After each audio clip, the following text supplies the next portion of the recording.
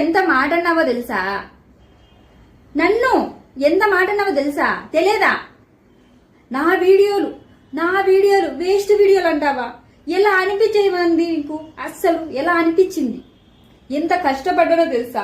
గొంతు ఆరిపోయేటట్టు అరిచి అరిచి మాట్లాడుతున్నాను నేను. అయినా కూడా మీరు ఎలా అంటారు నన్ను వేస్ట్ వీడియోలు అనేసి?